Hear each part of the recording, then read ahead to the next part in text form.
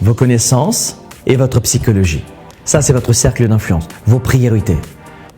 C'est ce que vous êtes capable de maîtriser, votre cercle d'influence.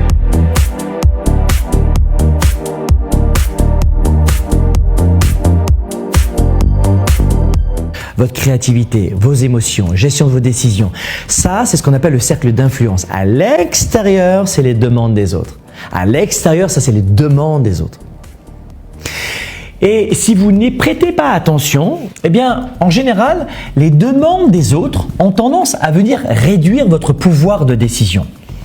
Et c'est ce que je dis souvent dans nos carrières et dans nos affaires, on n'a pas la capacité de toujours dire non aux autres. Dire non aux autres, c'est souvent très compliqué. On ne sait pas comment s'y prendre et on se dit tiens bon, finalement, moi j'aimerais véritablement faire des choix. Et on ne sait pas faire des choix. Je ne sais pas, je vous donne un exemple. On va faire le test maintenant et vous allez voir quel effet ça va vous faire. Vous rentrez dans une pièce, dans une réunion et elle ne vous convient pas. Vous sentez qu'il y a une très mauvaise ambiance. Je ne sais pas si ça vous est déjà arrivé. Moi, ça m'est arrivé il y a pas très longtemps. Je suis arrivé dans une soirée et j'ai pas senti une bonne ambiance. C'était une soirée professionnelle. Et je me suis dit, non, ça me convient pas. Je veux protéger mes oreilles, mon mental, mon état d'esprit, ma créativité. Ça me va pas. Je vais pas passer une soirée ici. Et je suis parti. Alors vous maintenant, est-ce que vous serez capable de faire ça? Pour protéger ce cercle d'influence malgré les pressions des autres. Vous rentrez dans une pièce, et je vais le faire maintenant, je vais sortir du champ d'ailleurs. Vous regardez, vous sentez, non, moi ça ne me va pas. Moi je veux pas. Moi ça ne m'intéresse pas. Ça ne m'intéresse pas du tout. Moi je veux pas rester dans cette soirée, dans cette journée. Moi ça ne m'intéresse pas du tout de venir et de passer mon temps à essayer de colmater. Et vous partez, et vous partez, et vous partez. C'est ça de protéger son cercle d'influence.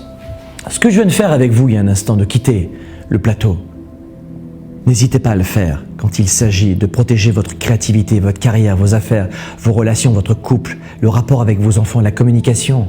Pourquoi vous voulez protéger votre cercle d'influence? Ici, le cercle d'influence égale pouvoir.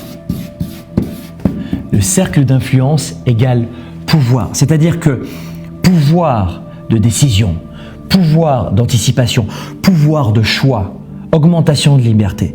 Votre cercle d'influence, vous devez le protéger. Et en permanence, les autres vont venir bombarder votre cercle d'influence. Ils vont venir le diminuer. Vous avez un cercle d'influence qui est ici, comme ça, et les autres vont le rétrécir parce qu'il y a toujours les demandes des autres en permanence. En permanence, vous avez des demandes des autres.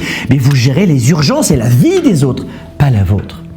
Voilà pourquoi, en général, cette pression-là, vous voulez y mettre fin. Et établir de la clarté, ça commence par ça, par comprendre que c'est vous la priorité. Voilà pourquoi vous devez savoir ce que vous voulez dans la vie.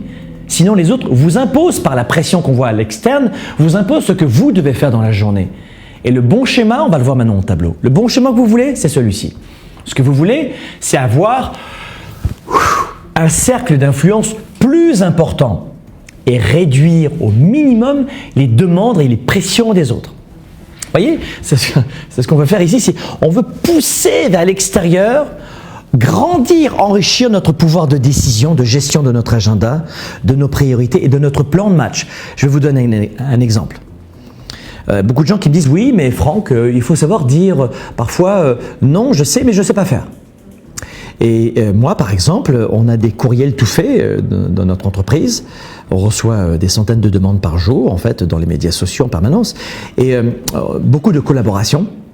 En fait, il y a beaucoup de gens, notamment en ce moment, c'est la grande mode des demandes d'entrevues. Alors, beaucoup de gens qui me demandent des entrevues et j'ai souvent des professionnels de la même industrie que moi. Et j'ai beaucoup de respect pour tous ces hommes et ces femmes qui donnent de leur temps pour les autres et qui forment les autres, qui aident les autres en gagnant leur vie.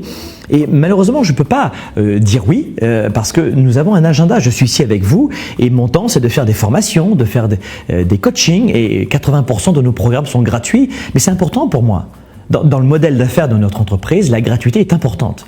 On est une entreprise participative et on fonctionne vraiment comme ça. Ça rentre dans le corps de notre marketing. Et voilà pourquoi c'est une priorité pour moi. Et je leur réponds par exemple, waouh, alors c'est pas moi qui leur réponds, c'est mon équipe.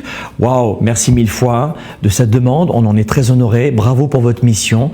Cependant, cela fait maintenant des mois et des mois que nous avons planifié des rendez-vous, des actions et des productions prévues importantes pour nous. Et malheureusement, notre assiette est pleine, notre coupe est pleine et on ne peut pas malheureusement en rajouter. Et blablabla. Et une personne bien intentionnée ne va jamais vous rejeter, ne va jamais vous critiquer, vous juger. Oh, il n'est pas sympa, il ne veut pas m'aider au bureau, il a dit non, elle a fermé la porte, elle n'est pas sympa. Non, quelqu'un de bien intentionné va comprendre. Si vous lui répondez un non en expliquant comme ce que je suis en train de vous dire, un non explicatif, plein d'empathie et de respect, ne provoque jamais de rejet. Quand vous avez du rejet de la part de cette personne ou de cette entreprise à qui vous dites malheureusement non parce que vous lui expliquez pourquoi. Quand vous avez un retour négatif toxique, vous ne comptiez pas pour cette personne. Vous étiez un outil, vous étiez un produit à manipuler et vous auriez perdu du temps avec des gens qui vous considéraient comme un simple produit à la con. Oh! Donc, si vous dites non intelligemment et gentiment, avec beaucoup d'empathie et de respect, vous ne serez jamais avec une réaction toxique. Quand la réaction est toxique, dites-vous « j'ai bien fait ».